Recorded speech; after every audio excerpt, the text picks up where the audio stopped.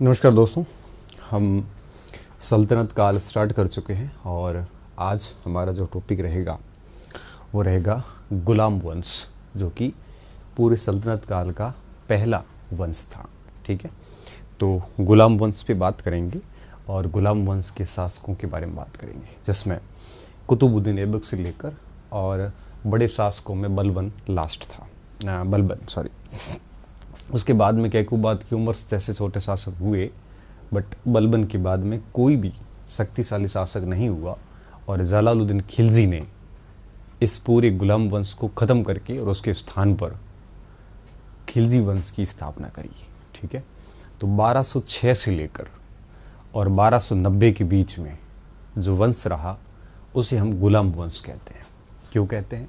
क्योंकि इसके 3 प्रमुख शासक गुलाम थे। कुतुबुद्दीन ऐबक गुलाम था, किसका? गौरी का। इल्तुतमिश गुलाम था, किसका? कुतुबुद्दीन ऐबक का। और बलबन भी गुलाम था। गुलामों की विद्यार्थियों कई पीढ़ियाँ होती थी। पीढ़ियों का मतलब क्या होता है?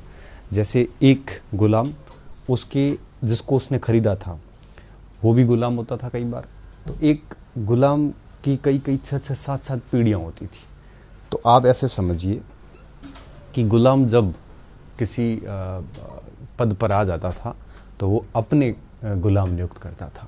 तो इस तरह से कई गुलामों की पीढ़ियाँ होती थी।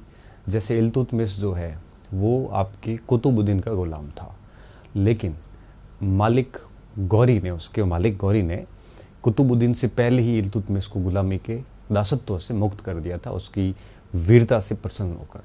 तो गुलामों की कई पीढ़ियाँ होती थी, तो इस हिसाब से था। ठीक है, अब आगे देखिए क्या हुआ। तो इसमें 3 प्रमुख शासक गुलाम थे, इसलिए इसको गुलाम वंश भी कहा जाता है।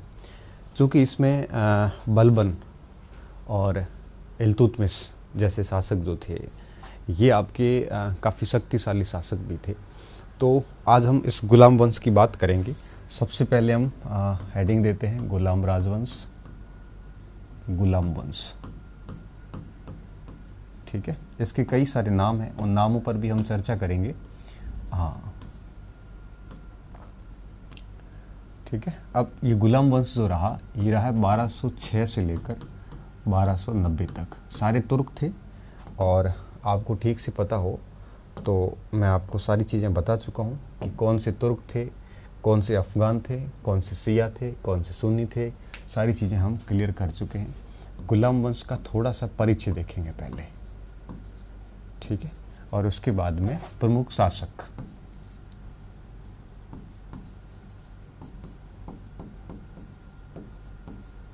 ठीक है, दोनों बातें। सबसे पहले हम परिचय देखते हैं और इंट्रोडक्शन करते हैं कि गुलाम वंश का क्या मैटर था। ठीक है, अब गुलाम वंश को कई नामों से जाना जाता है।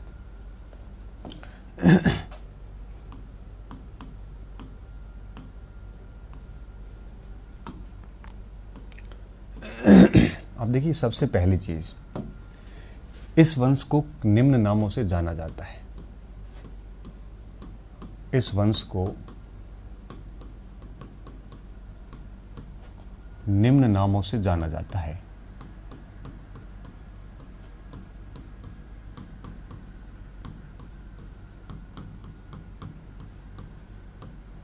ठीक है, अब इसके 4 नाम प्रचलन है और 4 कौन कौन से। देखिए, सबसे पहला इसको हम कहते हैं गुलाम वंश। क्या कहते हैं?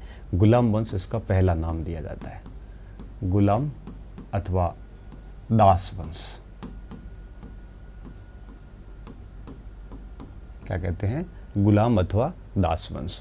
अब इसमें देखिए, गुलाम या दास वंश हम कहते क्यों हैं?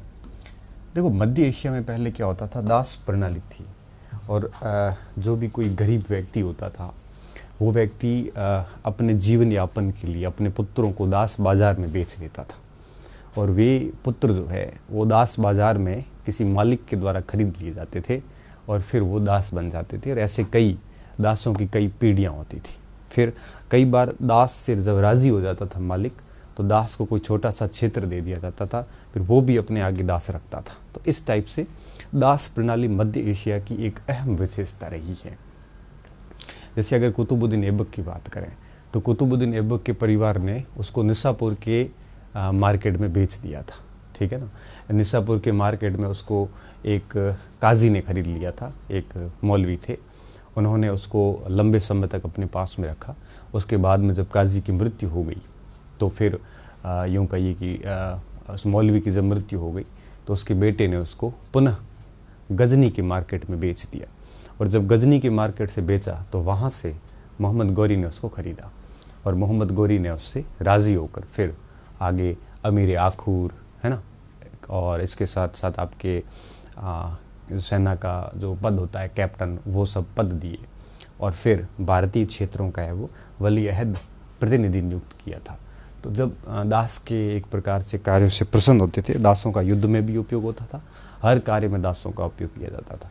तो इस वंश के आरंभिक तीन शासक जो थे, आरंभिक नहीं सॉरी तीन प्रमुख शासक, कुतुबुद्दीन ऐबक, इल्तुतमिश और बलबन, तीनों के तीनों दास थे। इस वजह से हम क्या कहते हैं कि ये वंश पूरा दास वंश था अथवा गुलाम वंश था। देखिए बेसिकली विद्यार्थियों बात क्या है कि गुलाम वंश के अंदर जितने भी शासकों ने शासन किया उन्हें हम तीन भागों में बांटते हैं। पहला था कुतुबी वंश, जो कुतुबुद्दीन ऐबक का वंश था और इसने शासन किया है 1206 से लेकर 1210 तक। जैसे कुतुबुद्दीन ऐबक और आराम शाह दोनों उसमें आ जाते हैं। फिर आता है आपके शमसी राजवंश, और शमसी वंश ने शासन करता है आपके इल्तुतमिश से लेकर और बलबन तक, मोटे मोटे तौर पे आप कह सकते हो। और फिर तीसरा आता है बलबनी वंश, जिसकी स्थापना बलबन स्वयं ने की थी, ठीक है, और ये रहता है 1266 से लेकर 1290 तक, ठीक है। तो इस पूरे यूं कहिए कि गुलाम वंश में तीन बड़े शासक हुए। जैसे रजिया सुल्तान थी ना, तो वो शमसी वंश से संबंधित थी, ठीक है। निरकुनुद्दीन फिरोज शाह हुए, चाहे नासिरुद्दीन मोहम्मद हुए, ये सारे के शमसी राजवंश के थे। बलबन था, चाहे कैकुबाद था, क्यूमर्स था, ये सारे आपके बलबनी वंश के थे, ठीक है। और ये तीन राजवंश हुए गुलाम वंश के भीतर। अब कुतुबुद्दीन ऐबक भी गुलाम था, शमसी ये भी गुलाम था और बलबनी भी गुलाम था। तो तीनों गुलाम थे। इस वजह से हम क्या कहते हैं इसको है वो गुलाम वंश कहते हैं। लेकिन ये नाम अभी ये तर्क है वो उचित नहीं प्रतीत होता है। क्यों? क्योंकि जब शासक बने थे उस समय तक इल्तुतमिश और बलबन शासक बनने से पूर्व ही दासत्व से मुक्त हो चुके थे। तो जब ये शासक बने उस समय दास थे ही नहीं, पहली बात। दूसरी बात, ये तर्क क्यों खारिज हो जाता है? क्योंकि इन तीनों के अलावा बाकी जितने भी शासक हुए, चाहे आराम शाह हो, चाहे रुकनुद्दीन फिरोज शाह हो, चाहे आपके नासिरुद्दीन मोहम्मद हो, चाहे कैकुबाद हो, चाहे क्यूमर्स हो, चाहे रजिया सुल्तान हो, वो कोई भी दास नहीं थे। तो ऐसी स्थिति में इस वंश को दास वंश या गुलाम वंश कहना उचित प्रतीत नहीं होता, ठीक है। तो इस बात को हम यहाँ लिख लेते हैं और फिर बात को खत्म करते हैं, ठीक है।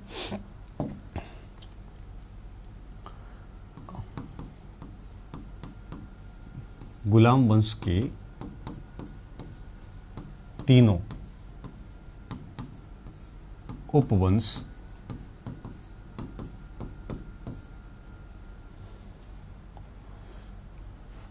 तीनों उपवंशों के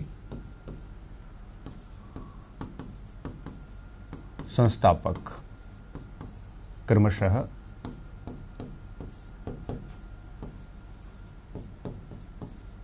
कुतुबुद्दीन ऐबक, अल्तमस, जैसे अपन इल्तुतमिश कहते हैं, इल्तुतमिश व बलबन गुलाम थे। इस कारण इसे गुलाम वंश कहा जाता है।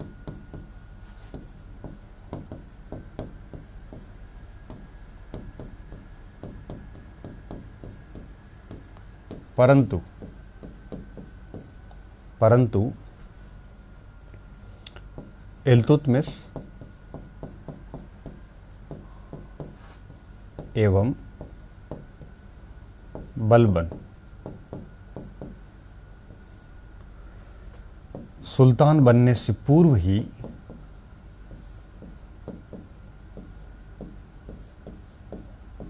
बनने से पूर्व ही दासत्व से मुक्त हो चुके थे।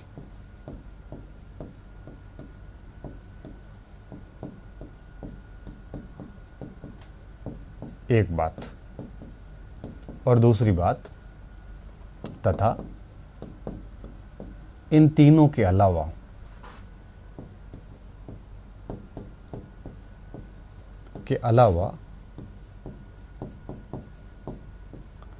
अन्य शासक दास नहीं थे। अन्य शासक दास नहीं थे। इस कारण यह नाम उचित नहीं है।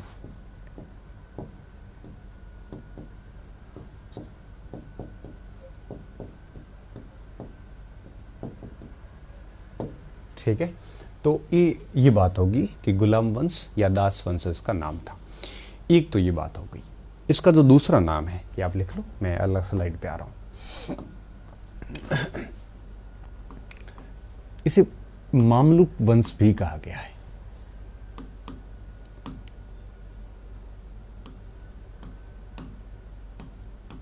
मामलुक वंश, ठीक है, मामलुक वंश भी कहा गया है। अब देखिए, ये आपके प्रोफेसर हबीबुल्लाह ने मत दिया था। हबीबुल्लाह ने कहा था कि वैसे मामलुक अरबी शब्द है और जिसका मतलब ये होता है कि ऐसे शासक जिनके माता पिता जो है वो पहले दास थे और उस माता पिता दासत्व से या दास के बंधन से मुक्त हो चुके थे, उनकी संतान जब शासक बनेगी तो वो मामलुक कहलाएगी। और ऐसा मिस्र में होता था। मिस्र में ये मामलुक प्रणाली प्रचलन में थी। तो इस स्थान पे कई सारे ऐसे केसेस हुए, जैसे कुतुबुद्दीन ऐबक को हम छोड़ सकते हैं क्योंकि कुतुबुद्दीन ऐबक खुद ही दास थे और इल्तुतमिश भी दास थे। बाकी कई सारे शासक जिनके माता पिता दास थे और बंधन से मुक्त हो चुके थे, तो इस वजह से मामलुक कहा जाता है। मिस्र में क्या सिस्टम था कि कोई भी दास व्यक्ति, गुलाम व्यक्ति सत्ताधारी नहीं हो सकता, वो शासक नहीं बन सकता। ये सीधा सा रूल्स था। अली मर्दान जब बंगाल से भागकर कुतुबुद्दीन ऐबक के पास आता है तो ऐबक के सामने धर्म संकट आ गया, क्योंकि एक तो वो बंगाल के अंदर खिलजी सरदारों ने विद्रोह कर दिया था और विद्रोह करके और अली मर्दान को वहाँ पे कैद कर लिया था। वैसे तो क्या अली मर्दान आपके कुतुबुद्दीन ऐबक का भी शत्रु था, क्योंकि उसने बख्तियार खिलजी की हत्या की थी और पूरे बंगाल लखनौती क्षेत्र का मालिक बना हुआ था। तो इज्जत का सवाल था कुतुबुद्दीन ऐबक के भी, क्योंकि उसके प्रधान सेनापति को अगर किसी ने मारा है तो और वो व्यक्ति अगर किसी राज्य का राज्यपाल बन के बैठा हो, उस राज्य का राजा सुल्तान बन के बैठा हो और वो जिंदा हो, तो वो आपके उस कुतुबुद्दीन ऐबक की प्रतिष्ठा पर दाग था एक टाइप से। लेकिन खिलजियों ने जब अली मर्दान को कैद कर लिया तो वहाँ से भाग के वो कुतुबुद्दीन ऐबक के पास आया। कुतुबुद्दीन ऐबक के पास आया और उसने कहा कि आप जो है वो मैं आपको हर प्रकार की हेल्प करने के लिए तैयार हूँ, आप खिलजियों को वहाँ से हटा दीजिए। ठीक है, अब देखिए ऐबक के सामने एक धर्म संकट आ गया, क्योंकि अली मर्दान जो है वो किसी भी तरह से दास नहीं था और उस पीढ़ी से नहीं था जिन पीढ़ियों से वो आए थे, गौरी की पीढ़ी से। गौरी की पीढ़ी मतलब दास वाली पीढ़ी से, और पीढ़ी से बाहर होने के कारण उसको पद नहीं दिया गया। ठीक है, तो कहने का मेरा मतलब ये होता है कि मिस्र वगैरह में ऐसा सिस्टम था मुस्लिम जगत में कि उन पीढ़ियों का उस परिवार से रिलेशन होना ज़रूरी, भले दास ही क्यों ना हो। लेकिन दास को सत्ता नहीं दी जाती, दास को इक्ता दी जा सकती है, दास को इक्तेदार बनाया जा सकता है, दास को कोई छोटा मोटा पद दिया जा सकता है, लेकिन पूरे क्षेत्र का राज नहीं दिया जाता। तो फिर मिस्र में क्या करते थे, राज उसे ही दिया जाता था तो न्यूनतम मामलुक होता था। ठीक है, तो इस वंश को भी मामलुक कहा, जो उचित प्रतीत नहीं होता, क्योंकि पूरे गुलाम वंश में ऐसे केसेस बहुत कम हैं। ठीक है, यह प्रोफेसर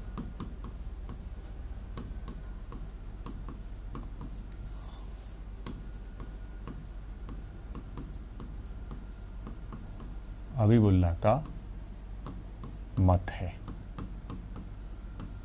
ठीक है। दूसरी बात, मामलुक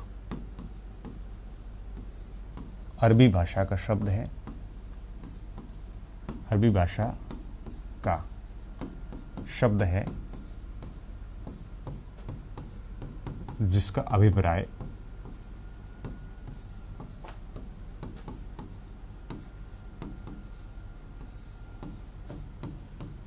ऐसे व्यक्ति से है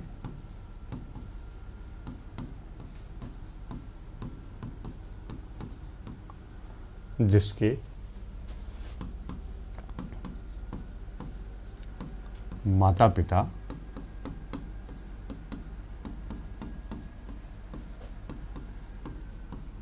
दासत्व से मुक्त हो चुके हो।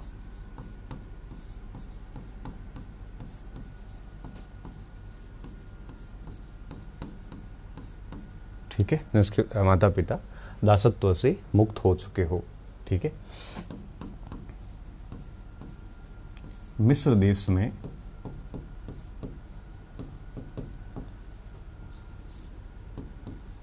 इस प्रकार के व्यक्ति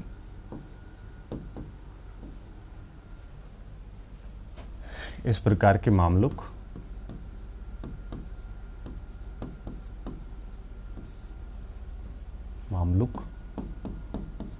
शासक बन सकते थे, बनते थे। ठीक है। तो हबीबुल्लाह ने जो है वो भारत और मिस्र की इस विशेषता की क्या की है, साम्यता बिठाने का प्रयास किया है। ठीक है। ये मामलुक वंश कहलाया। इसके अलावा इसका एक नाम आता है इलबारी वंश। कौन सा? इलबारी। इसे इलबारी वंश भी कहा जाता है। लेकिन ये मत जो है बिल्कुल भी न्याय संगत नहीं है, क्योंकि आपके इल्तुतमिश और बलबन के अलावा कोई भी इलबारी तुर्क नहीं था। देखो, कंफ्यूज मत होना, कुतुबी, शमसी और बलबनी ये उन व्यक्तियों के नाम से शुरू हुए, क्योंकि तीनों अलग अलग तुर्क थे। ठीक है। कोई चगताई तुर्क था, कोई इलबारी तुर्क था। ठीक है। तो आप ऐसे कंफ्यूज मत होना कि कौन सा क्या था। तो इलबारी वंश मतलब इलबारी तुर्कों की शाखा। तुर्कों की कई शाखाएं थी। कोई इलबारी क्षेत्र से आए थे, कोई चगताई क्षेत्र से आए थे, कोई किसी और क्षेत्र से निकले थे। जो जिस क्षेत्र से आता था ना, उसके आगे वो क्षेत्र का नाम लग जाता था। अब ये इलबारी से आए थे तो इसको इलबारी तुर्क बोला जाता था। इनका वंश पूरा इलबारी वंश। ठीक है। कोई चगताई क्षेत्र से आया था तो वो चगताई तुर्क होता था। तो इस टाइप से कई सारे ऐसे क्षेत्र थे। तो अगर इलबारी वंश की बात करें तो इल्तुतमिश और बलबन के अलावा कोई भी इलबारी नहीं था। कुतुबुद्दीन खुद इलबारी नहीं था। ऐसी स्थिति में हम जो है इसको इलबारी वंश नहीं कह सकते, क्योंकि केवल 2 शासकों के कारण बाकी सारे शासकों को इलबारी का टैग नहीं दिया जा सकता। ठीक है। इल्तुतमिश व बलबन के अलावा कोई भी शासक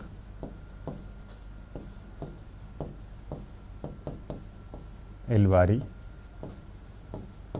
नहीं था। इस कारण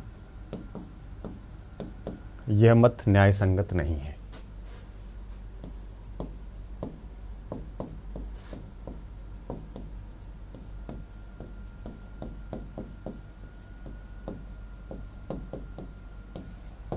ठीक है।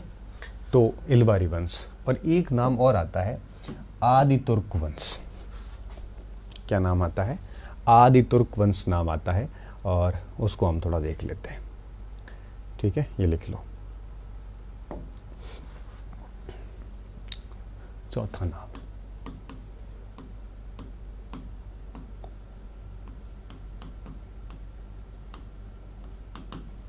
ठीक है, ये नाम दिया था विद्यार्थियों अजीज अहमद ने, इतिहासकार थे।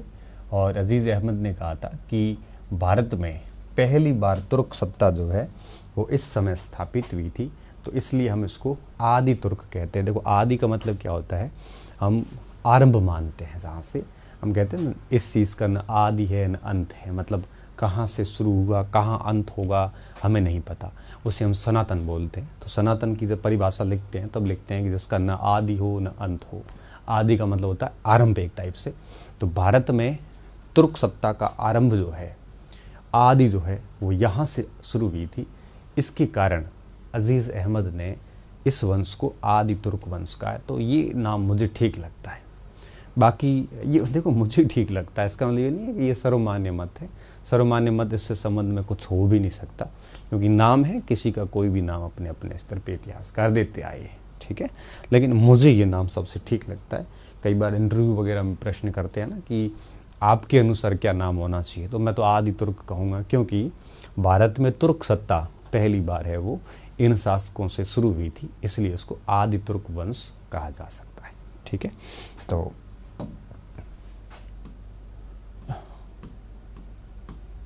अजीज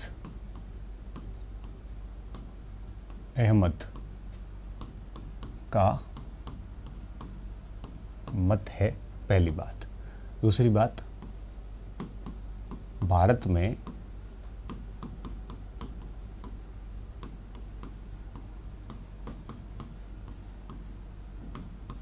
तुर्क सत्ता का आरंभ इन्हीं शासकों से हुआ था।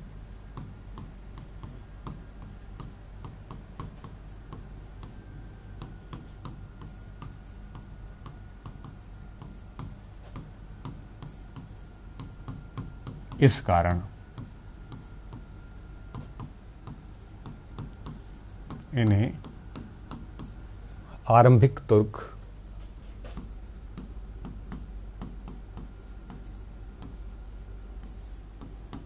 अथवा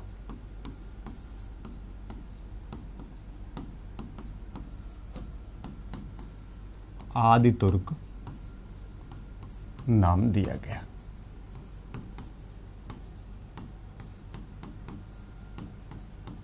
ठीक है, तो ये अजीज अहमद का जो मत है, ये चार मत आ जाते हैं, ठीक है। और ये चारों मत काफ़ी ठीक है, सामान्य जानकारी के हिसाब से परीक्षाओं में प्रश्न तो बने ना बने, बट हम जो है इसको ठीक तरीके से समझना हमारे लिए ज़रूरी है, ठीक है। अब हम आते हैं सबसे पहले कुतुबी वंश के ऊपर, ठीक है।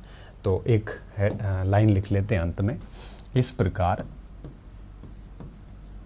प्रकार गुलाम अथवा दास वंश को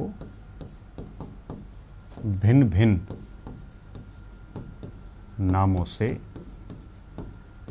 जाना जाता है। इस अवधि में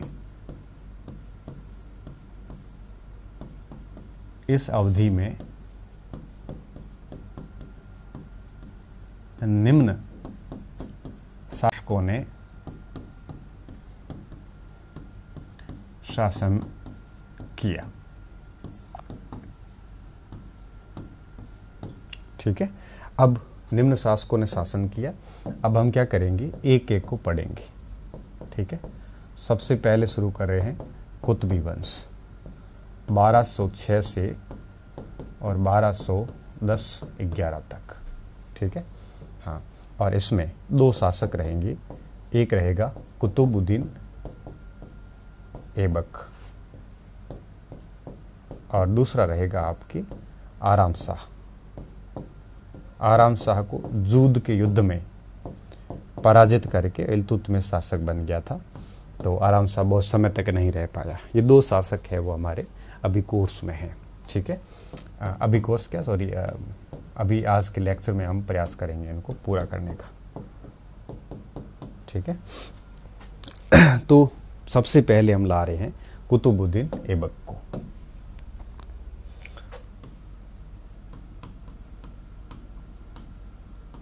कुतुबुद्दीन ऐबक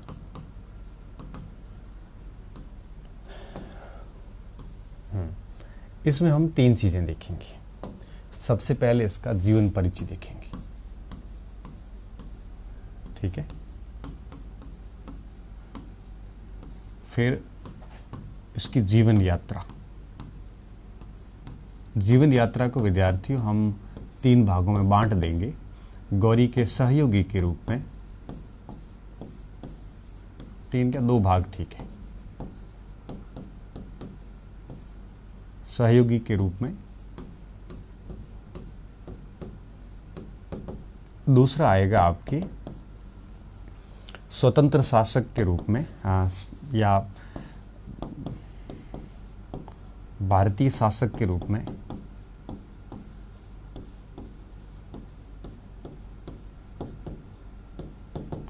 ठीक है। और फिर हम पढ़ेंगे इसकी सांस्कृतिक उपलब्धियां। यद्यपि हम इसके कला के क्षेत्र के कार्य सल्तनत कालिक कला में अलग से पढ़ेंगे, चाहे वो कुतुब मीनार हो, चाहे वो आपके 2.5 दिन का झोपड़ा हो, वो सारे हम अलग से पढ़ेंगे। लेकिन दूसरा कोई छोटा मोटा योगदान है वो हम इसमें देख लेंगे, ठीक है। गौरी के सहयोगी के रूप में 1192 से 1206 तक, और शासक के रूप में 1206 से 1210 तक, ठीक है।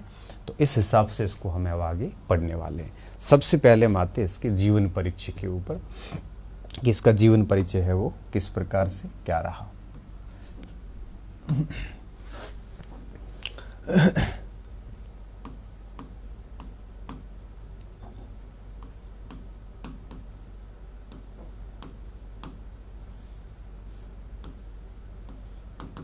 ठीक है।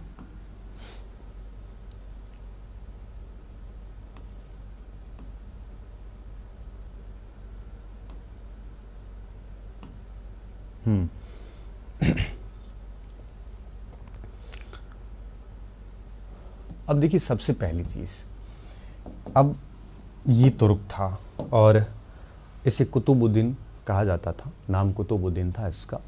ऐबक इसलिए कहा जाता था कि बहुत ही आकर्षक था, बहुत ही सुंदर था, बहुत ही आकर्षक छवि का व्यक्ति था, ऐसा माना जाता है। और इस सुंदर छवि के कारण इसको चंद्रमा का स्वामी कहा जाता है, ठीक है। चंद्रमा का स्वामी ऐबक शब्द का शाब्दिक अर्थ है। और इसको आपके परिवार वालों ने निशापुर, जो कि मध्य एशिया का एक बड़ा शहर था, उसमें बेच दिया था। और वहाँ पर कूफी ने, एक मौलवी थे कूफी, उन्होंने इनको खरीद लिया। उसने उसको बढ़िया कुरान सिखाई, शास्त्रों की सारी शिक्षा दी। और इसको कुरान खान बोलते थे, क्योंकि ये कुरान को बहुत ही सुरीली ध्वनि से जो है वो अच्छी तरीके से गा लेता था। फिर जब कूफी की मृत्यु हो गई तो उसके बेटे ने इसको गजनी में बेच दिया, जहाँ से मोहम्मद गौरी ने इसको खरीद लिया। और फिर गौरी इसकी प्रतिभा से एक प्रकार से जब परिचित हुआ तो काफ़ी आकर्षित हुआ, काफ़ी अच्छा लगा उसको। उसने अपनी सेना में एक छोटा सा नायक का पद दे दिया। और फिर नायक के बाद में उसको अमीर आखूर, जैसे हम कहते हैं, अश्वशाला का प्रधान, घोड़ों की जो शाला होती है उसका मैन हेड बना दिया। अमीर आखूर के रूप में जब भी मोहम्मद गौरी का कोई भी अभियान हुआ, चाहे वो गजनी का अभियान हो, चाहे वो किसी और क्षेत्र का अभियान हो, हर अभियान में ऐबक गौरी के साथ में रहा। और फिर तराइन का जब फर्स्ट और सेकंड वार हुए, उसमें ऐबक पूर्ण समर्पित भाव से जो है वो गौरी के साथ में लड़ा था। तो उसके बाद यूं कहिए कि गौरी के सहयोगी के रूप में कार्य करने लगा। और गौरी के साथ में कार्य करने का फ़ायदा ये हुआ कि 1206 में जब गौरी वापस लौट रहा था खोखरों के विद्रोह का दमन करके, और जब वापस लौट रहा था तब उसने भारतीय क्षेत्र का प्रतिनिधि नियुक्त कर दिया था ऐबक को। और कहते हैं कि उसके कुछ दिन बाद में खोखरों ने गौरी की हत्या कर दी थी। लेकिन ये सारी बातें हमें सिराज भी बताते हैं, मिनहाजुल सिराज बताते हैं, फ़क्र मुदब्बिर बताते हैं। लेकिन निज़ामी इस बात को जुटलाते हैं। निज़ामी कहते हैं कि उनकी हत्या करी थी, आकस्मिक मौत हुई थी उसकी, इसकी वजह से वो ऐसा कोई प्रतिनिधि नियुक्त नहीं कर पाए थे। तो खैर, एक वो प्राइमरी सोर्सेज है, ये सेकेंडरी सोर्सेज है। इसलिए हमें प्राइमरी सोर्स पे विश्वास करते हुए इस बात को स्वीकार करना है कि गौरी ने अपना प्रतिनिधि नियुक्त किया था 1206 के अंदर इसको ऐबक को। फिर ये तो था गौरी के सहायक के रूप में, और गौरी के सहायक के रूप में उसने पूरे सैन्य अभियान किए, चाहे वो तराइन का युद्ध हो, चाहे अजमेर के विद्रोह का दमन हो, चाहे रणथंभौर का अभियान हो, चाहे चंदावर का युद्ध हो, चाहे कालिंजर, महोबा, खजुराहो, बुंदेलखंड का आपके पूरा अभियान हो, ये सारे सारे अभियान इन्हें संपादित किए थे। इसलिए हम कहते हैं कि गौरी के सहायक के रूप में, गौरी के सहायक के रूप में ऐबक ने सारी सैन्य गतिविधियां की थी। फिर गौरी की डेथ हो गई और उसने अपना केंद्र दिल्ली बनाने का सोचा था, परंतु यल्दोज कुबाचा की समस्या के कारण उसने अपना केंद्र दिल्ली न बना के लाहौर बनाने का प्लान किया, और कुतुबुद्दीन ऐबक की राजधानी लाहौर ही रही। दिल्ली कौन लाया था? इल्तुतमिश लेके आया था। ठीक है, इस बात को हम अभी लिखेंगे।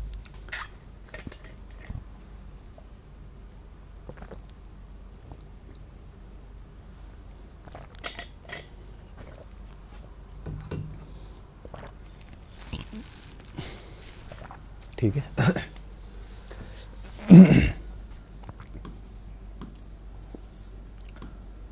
यह तुर्क था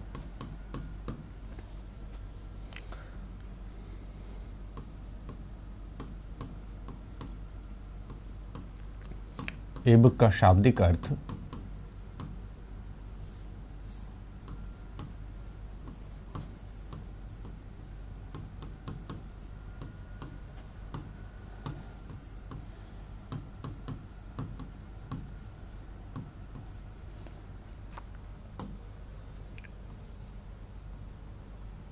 चंद्रमा का स्वामी होता है।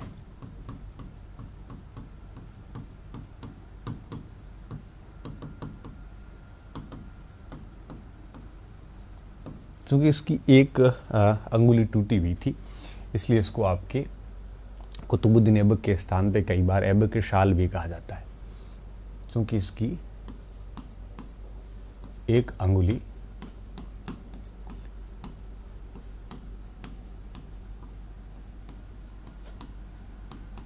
टूटी हुई थी। इस कारण इसे ऐबक के शाल, तैमूर ए लंग है ना, वैसे ही ऐबक के साल भी कहा जाता है।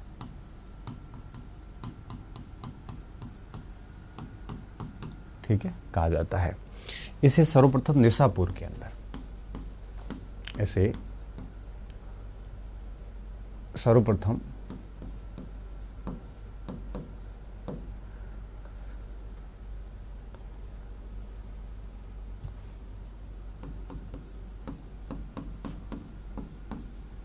निशापुर के दास बाजार से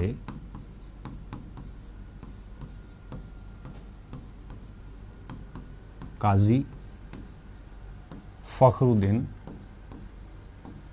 अब्दुल अजीज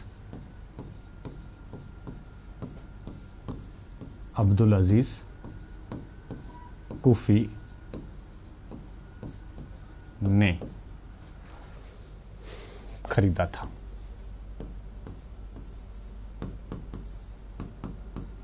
ठीक है, आप अजीज कूफी याद रख लेना, काजी अजीज कूफी खरीदा था। ठीक है, इसकी मृत्यु के उपरांत, या कूफी की मृत्यु के उपरांत,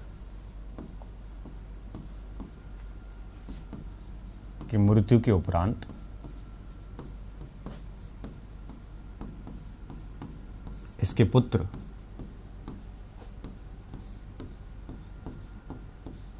ने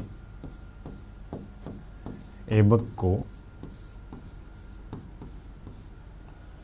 गजनी के बाजार में बेच दिया।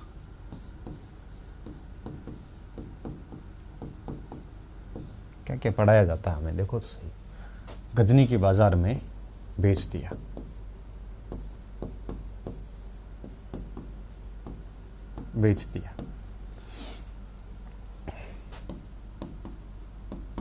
जहां से मोहम्मद गौरी ने गौरी ने ऐबक को खरीद लिया। ठीक है, तो इस तरह से इसका ये जीवनी परिचय बन गया। तो गौरी ने खरीद लिया, कहाँ से? गजनी के बाजार से खरीद लिया था। ठीक है,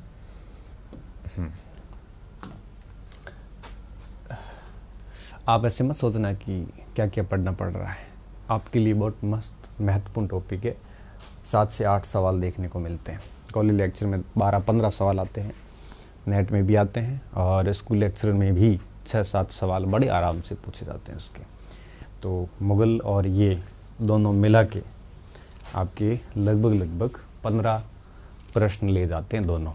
ठीक है ना, और बाकी मध्यकाल मिला के भक्ति, सूफी, साउथ इंडिया, है ना, मिला के आपके 10 सवाल ले जाते हैं, मुश्किल से 10 सवाल। तो 15 सवाल का कंटेंट है और बड़े आराम से याद किया जा सकता है, काफ़ी जटिल है नहीं। सल्तनत काल तो बहुत आसान टॉपिक है ये। ठीक है, ऐबक को खरीद लिया और यहाँ से इसकी जीवन यात्रा शुरू हो जाती है। ठीक है, अब इस बात को लिखने की ज़रूरत नहीं है। तो अब मैं आ रहा हूँ गौरी के सहयोगी के रूप में, सीधा यहाँ से शुरू करूँगा आप। ठीक है, गौरी के सहयोगी के रूप में।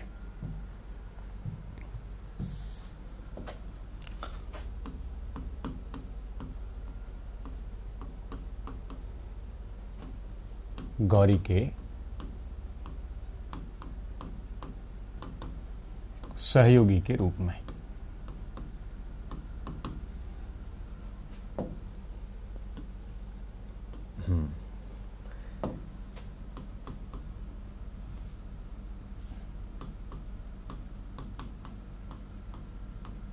ठीक है, अब देखिए गौरी के सहयोगी के रूप में इसने क्या किया।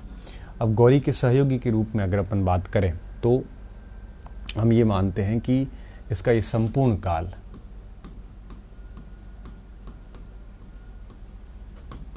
यह जो काल था 92 से 6 तक का संपूर्ण काल सैन्य गतिविधियों में गुजरा।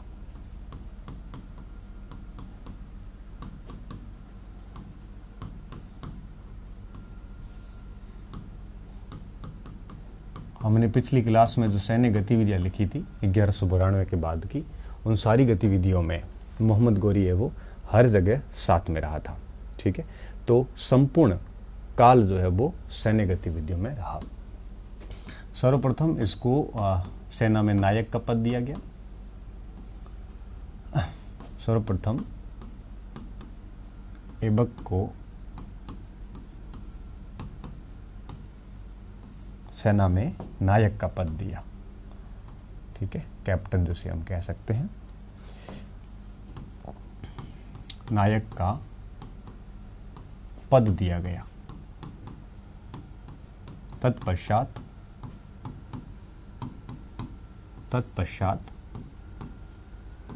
अमीर ए आखुर, ये सीधा सवाल आता है कि निम्नलिखित में से कौन सा पद इसके पास में नहीं रहा। अमीर आखुर या अश्वशाला का प्रधान।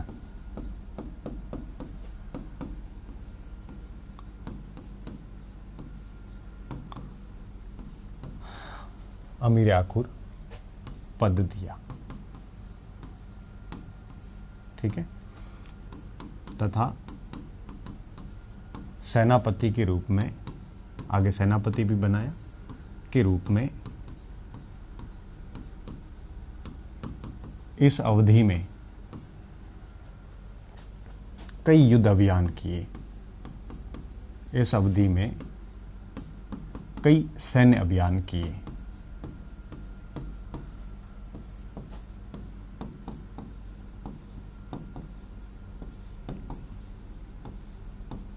ठीक है, सैन्य अभियानों की अगर अपन बात करें ना तो जैसे तराइन का अभियान,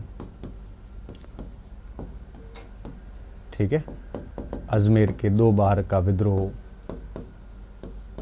अजमेर विद्रोह का दमन,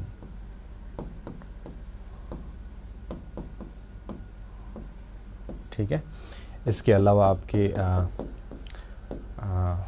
अजमेर विद्रोह के दमन के बाद में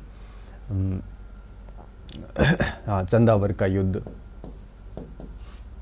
जयचंद गढ़वाल को पराजित किया,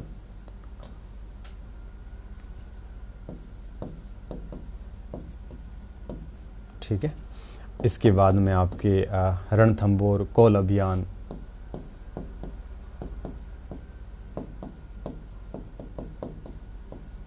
ठीक है, रणथंभौर अभियान, कोल अलीगढ़ ये अभियान किया।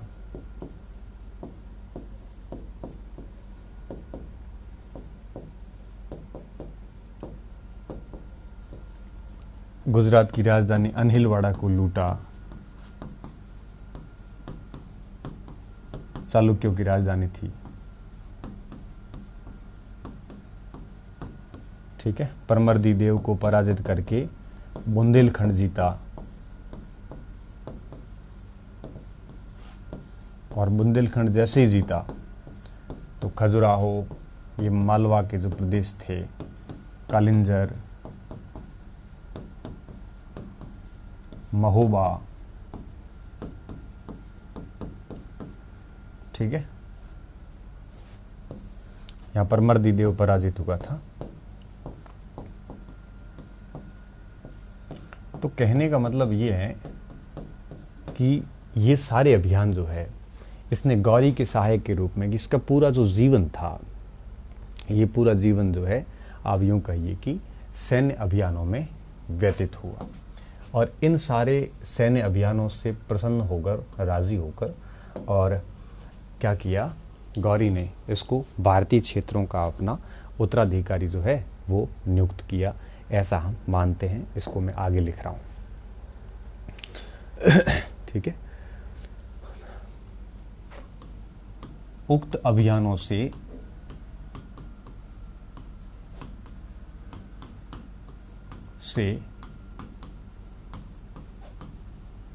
प्रसन्न होकर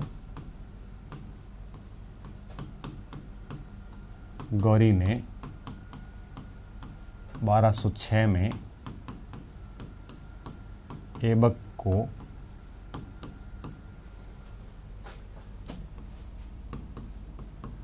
भारतीय क्षेत्रों का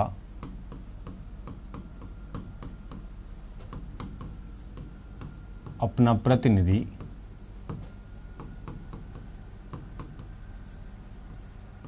हम सामान्य शब्दों में वायसराय कह सकते हैं, घोषित किया।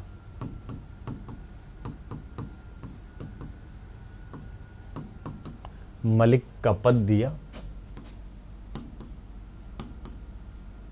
मलिक क्या होता था? खान, मलिक, खान, ऐसे सेना में श्रेणियां थी। हम इसको आगे सैन्य संरचना में और पढ़ेंगे, सेना के 10 मलिकीकरण में और पढ़ेंगे हम। तो खान, मलिक, इस टाइप से सेना का एक पद था उस समय। मलिक, मलिक का पद दिया एवं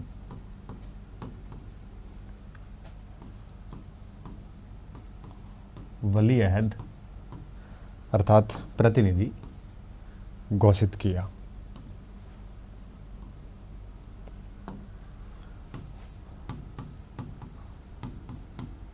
घोषित किया, ठीक है।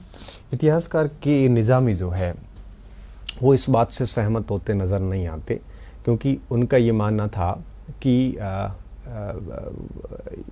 मतलब कि उसकी गौरी की हत्या जो है वो अक्षमात कर दी गई थी, तो गौरी को ऐसे आदेश देने का समय जो है वो मिला ही नहीं था, ऐसा मानना था कि निजामी का। परंतु सिराज क्या कहते हैं, मिनहाज सिराज क्या कहते हैं? सिराज कहते हैं कि गौरी ने जो है वो अपना प्रतिनिधि नियुक्त किया था, इसको अपना उत्तराधिकारी घोषित किया था भारतीय क्षेत्रों का, और वो कहा करता था कि बाकी सुल्तानों के 1 या 2 संतान हैं और मेरे हजारों संतान हैं, क्योंकि वो दासों को अपनी संतान मानता था और गौरी के कोई भी संतान मतलब यूं कहिए कि लड़का नहीं था गौरी के एक भी। तो हम है वो इस बात को यहाँ लिखेंगे, घोषित किया। इतिहासकार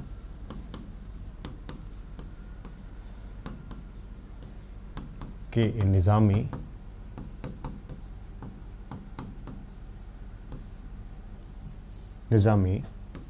ने इस मत का खंडन किया है। उसने कहा कि ऐसा नहीं हुआ था।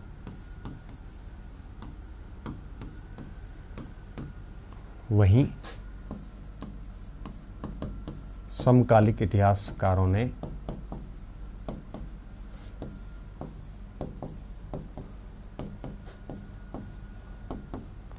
अब समकालिक इतिहासकारों में दो नाम आते हैं, मैं इसको संस्कृति में आपको समझाऊंगा। फ़क्र ए मुदब्बिर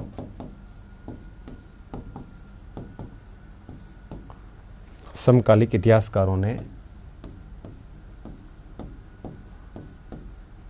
इस मत का प्रतिपादन किया था, इस मत का, ऊपर वाले का, इसलिए हम इसको स्वीकार करते हैं, झुठला नहीं सकते, क्योंकि प्राथमिक स्रोत जो है वो हमेशा एक प्रकार से माने जाते हैं तब तक जब तक आपके क्रॉस चेक ना हो जाए अन्य स्रोतों से। और क्रॉस चेकिंग के बाद में अगर कोई नया फैक्ट आता है तो कई बार दरबारी इतिहास को झुठलाना भी पड़ता है। लेकिन दरबारी इतिहास को तभी झुठलाया जाता है जब अन्य और समकालिक स्रोतों से जब आपस में क्रॉस चेक किया जाए, और अन्य स्रोतों से क्रॉस चेक के बाद में लगे कि दरबारी इतिहासकार झूठ कह रहा है, स्वतंत्र इतिहासकार ने ठीक लिखा है, उसके पक्ष में ज़्यादा तर्क आ रहे हैं, तो ठीक होता। लेकिन कुतुबुद्दीन ऐबक के काल में और स्वतंत्र लेखक कोई था ही नहीं। सारे के सारे यूँ कहिए कि जो भी लेखक थे वो सारे के सारे आप ऐसे कह सकते हो कि दरबार से उनके साथ आए हुए लेखक ही थे, अरबों तुर्कों से आए हुए लेखक थे, तो इन्होंने ही लिखा है, किसी और लेखक उस समय था नहीं। लेकिन जैसे जैसे जैसे इतिहास आगे बढ़ेगा, मुगलों के काल में जो है वो कई सारे स्वतंत्र लेखन भी होगा, तब क्रॉस चेक करने में आसानी हो जाती है। ठीक है, इस मत का प्रतिपादन किया।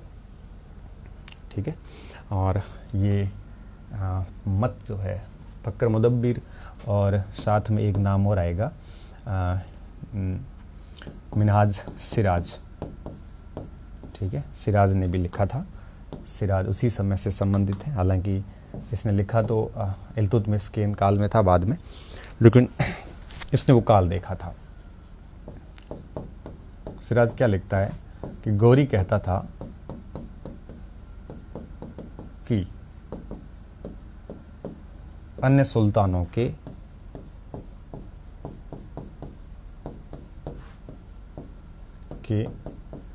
एक दो संतान होती है,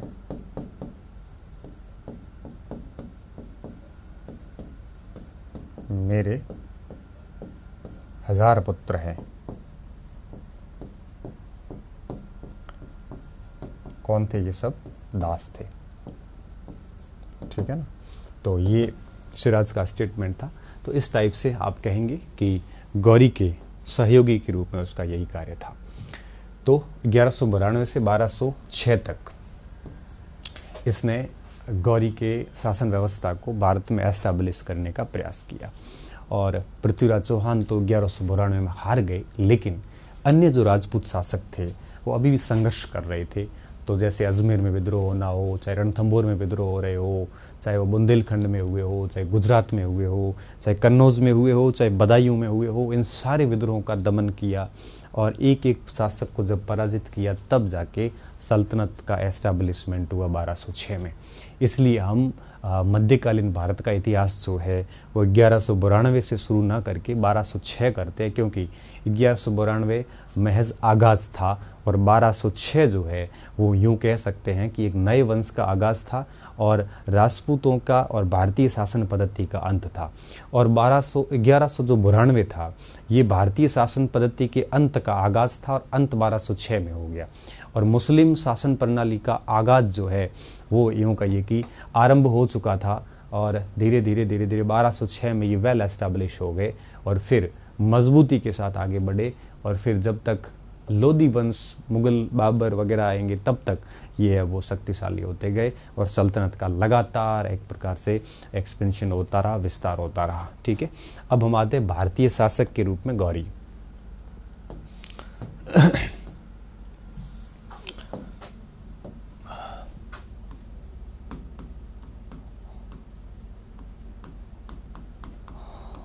भारतीय शासक के रूप में गौरी।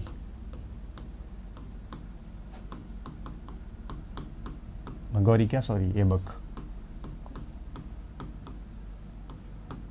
अब ऐबक के सामने 3 बड़ी चुनौतियां थी।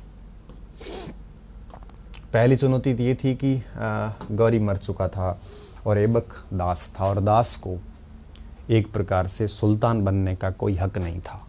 और ये इस स्थिति में ऐबक का भारतीय क्षेत्रों का अभी तक केवल वायसराय के रूप में ही था 1206 में। जब तक उसको दासत्व से मुक्ति का प्रमाण पत्र प्राप्त नहीं होता गजनी गौर से, तब तक वो शासक नहीं बन सकता। और 1206 में इसने अपना राज्याभिषेक करवाया, और इस समय इसने मलिक और सिपह सालार मतलब सहायक की उपाधियां ली, सुल्तान की उपाधि नहीं ली, कोई सिक्का नहीं चलाया, कोई खुतबा नहीं पढ़ा। बाकी सुल्तान जब भी राज्याभिषेक करवाता था तो वो सुल्तान की उपाधि लेता था, वो अपने नाम के सिक्के जारी करता था, वो खुतबा पढ़ता था, है ना। खुतबा क्या, ये भी मैं आगे समझाऊंगा आपको। खुतबा पढ़ता था, ये सारी चीज़ें करता था। इसने एक भी ऐसी चीज़ नहीं की। क्यों? क्योंकि इसका ये मानना था कि अभी मैं दासत्व से मुक्त नहीं हुआ हूँ, जब तक मैं दासत्व से मुक्त नहीं होता मेरे पास यह हक नहीं है। और फिर इसने अपना एक प्रतिनिधि जो है वो गजनी भेजा, जिसने कुतुबुद्दीन ऐबक को 1208 में जो है वो खिलत प्रदान करते हुए, खिलत तो क्या कह सकते हैं, दासत्व से मुक्त किया। और 1208 में ये दासत्व से मुक्त हुआ।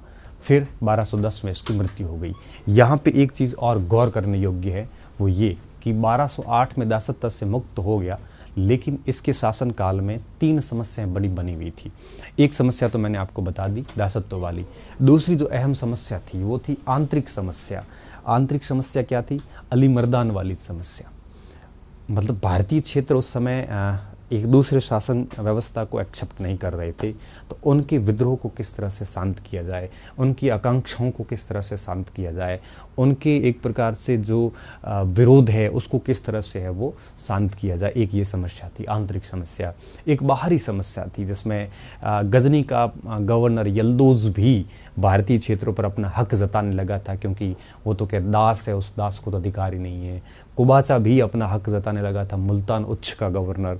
तो ऐसी स्थिति में यल्दोज और कुबाचा से कैसे निपटना है उसकी भी एक समस्या थी। तो इन सारी समस्याओं से निपट लिए एक अस्थायी इलाज करके, परंतु 1210 के अंदर चौगान खेलते वक्त है वो घोड़े से गिरने से इसकी मृत्यु हो गई और आराम से शासक बना। आगे की बातें विद्यार्थियों हम कल के लेक्चर में करेंगे, और कल के लेक्चर में हम ये कुतुबी वंश को पूरा कर देंगे। ठीक है, बहुत बहुत धन्यवाद विद्यार्थियों। अच्छे रहिए, मस्त रहिए और पढ़ते रहिए।